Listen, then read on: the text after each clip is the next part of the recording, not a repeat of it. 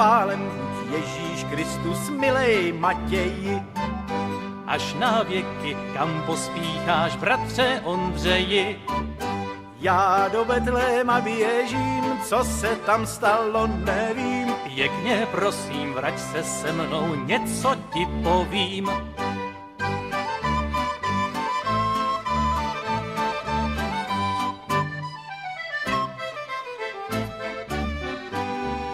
Naši hoši večír pásli blízko Betléma. Velká jasnost na obloze jako den byla. Andělský zpěv slyšeli, do Betléma běželi, že se narodil Kristus Pán, pravdu mluvili.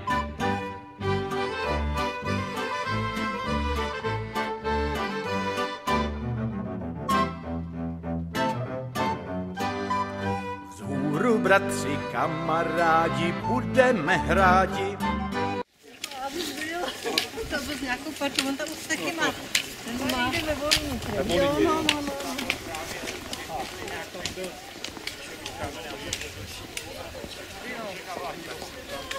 A ona mě tam hned poslala.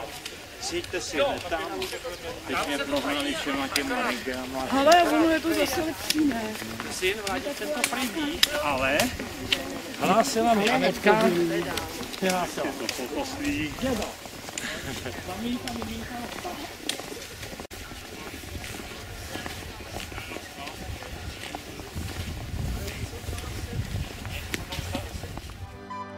Vzhůru, bratři, kamarádi, budeme hrádi.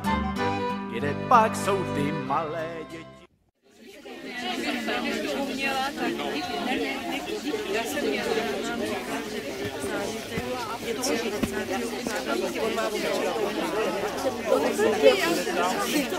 Já jsem chytal jenom jednou a bohužel 16. já byl taky chytatelný nepoučat. Ať jdou zpívati, frantopískej klarnety, Ondřej vem Waldhorny, Tadyáši své housličky a nácku bubny.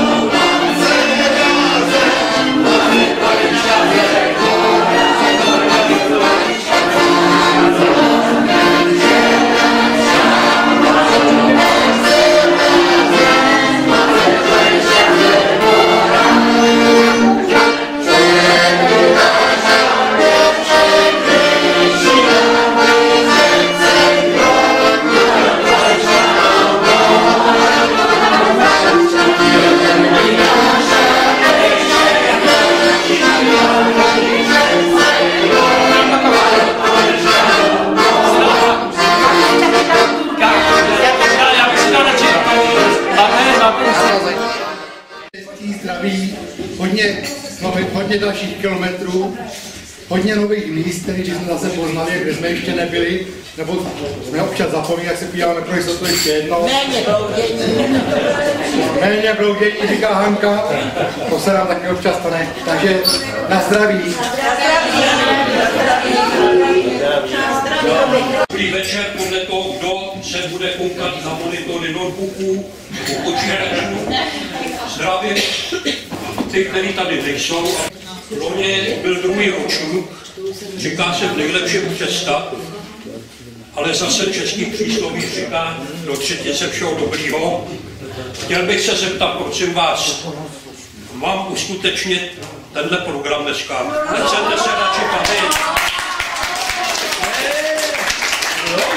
To je pro, aby se uskutečnilo tu zvedněte ruku. Já jsem věděl, že... A kdo ne, zvedněte nohu, jo? Čeká nás překvapit. A jako loni začneme zase volbou královny nebo krále příští sezóny. Pravidla jsou takový, že je třeba odejít aspoň 10 akcí, anebo tady jsme parta, která chodí, aby to mělo takový ten efekt.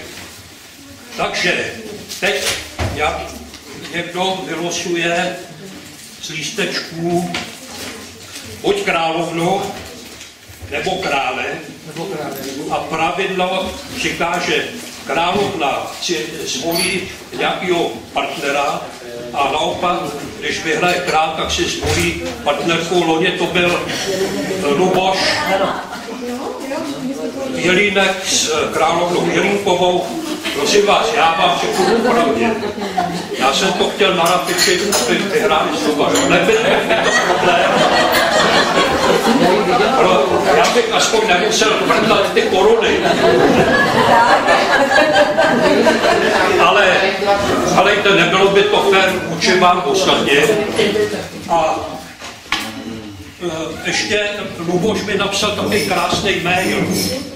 Přitom děkuji vám všem, kteří jste mě poslali maily, obzvláště osobní. Emane, zdravím tě z Koberkroncefy. Já jsem to chtěl vynechat. Emane, zdravím tě z Kobylky, 3 tečky. Cukroví a kapru už jsem přejeden. Česká vnoučata ujela k mamince do Volyně, tak jsem vzal kanadská vnoučata vyvenčit do Vacovic. Závorka. Nalákal jsem je na pěknou hospodu. Šli jsme přes Třešín, pomlčka, tam jsem šel z Kobylky poprvé. Dále jsme pokračovali po silnici chatám až ke koupališti pod Dobrší. Pak jsme šli lesem, křovinami, výmoly, remízky, bažinami, pomlčka podle azimutu. Poznámka s dvojtečkou. Bažiny byly naštěstí zabrzdy. Tom se mě ptal, grandpa, a byl jsi tady už někdy? A já, že ne. Představ si, že jsme se domluvili, vykřičník. To tě čeká taky, 2 vykřičníky. Už jsem myslel, že dopadnou jako hudčicí. A blížila se tma. Naštěstí jsme potkali u lesa nějakého dědka ze pse. Pozdravil jsem a talzel jsem se, kudy, že se dostaneme co nejdříve do Vacovic. Dědek pravil, po cestě je to slabá půlhodinka, ale když půjdete tady přes tu loučku, tak jste tam za 4 hodiny. Přelezli jsme ohradní, to vám bylo ráno, jsme měli pasoucí stádo, vybil ze stáda bík. Kluci byli ve Vacovicích za 3 minuty, já za 5. Před Vacovicemi kluci dráty přeskočili, já je zpřetrhal. Abyste mě věřili, sebral jsem ze sloupku varovnou ceduli, v závorce neví kolovat.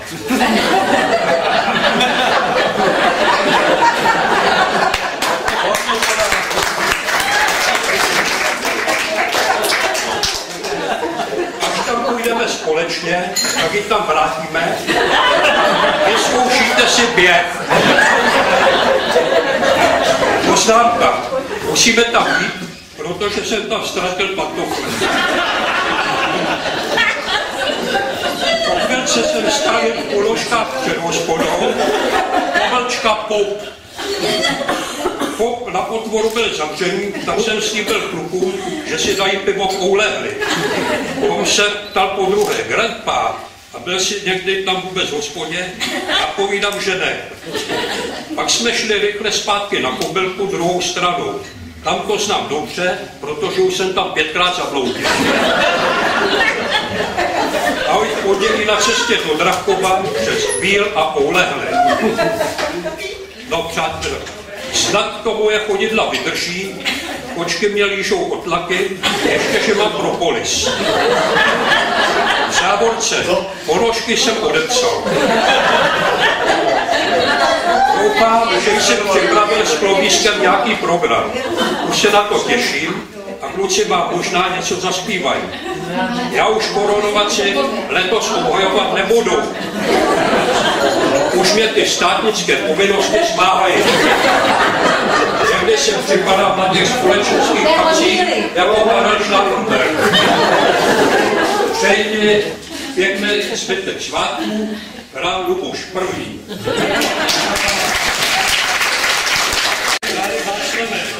Předávám tě na alespoň 3krát do roka musíš těm podaným promluvit slušně, prosím tě, nepoužívej tam takový ty rajoty nebo pusy, musí nám dát národnost, pusy. Docent Štoural prostě je taky modelář. My jsme k němu jednou přišli a on zrovna stavěl model Blahvy a já když viděl, jak tam strká tou pincetou do toho hrdla, tak pan, teda pane Štoural, jak vy to děláte? Vy to nemáte v ordinaci dost. No, tak to je náš Kája.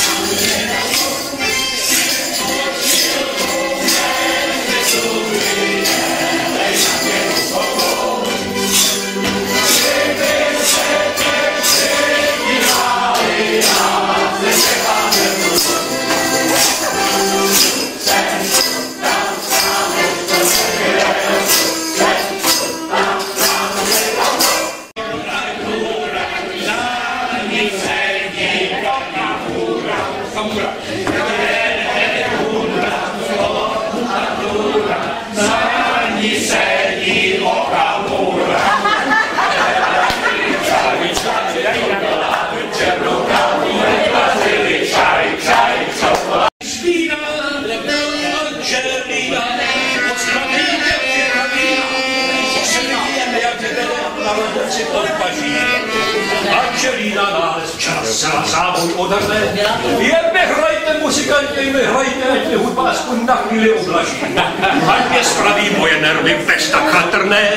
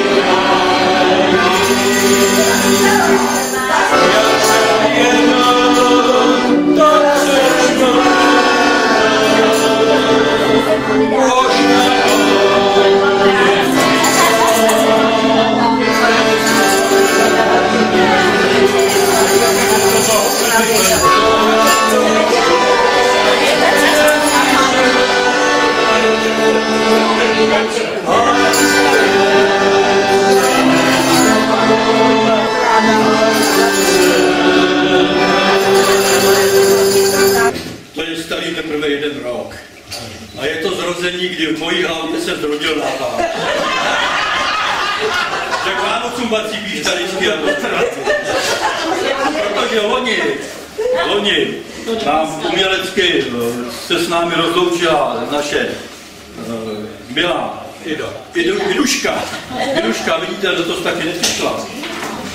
Tak se zrodil ten nápad, že bych mohl zkusit jí nahradit. Ano. Do roka, do dne. No, to se mi myslí. A to život to nepíšelo. Už se s ní beru celý rok.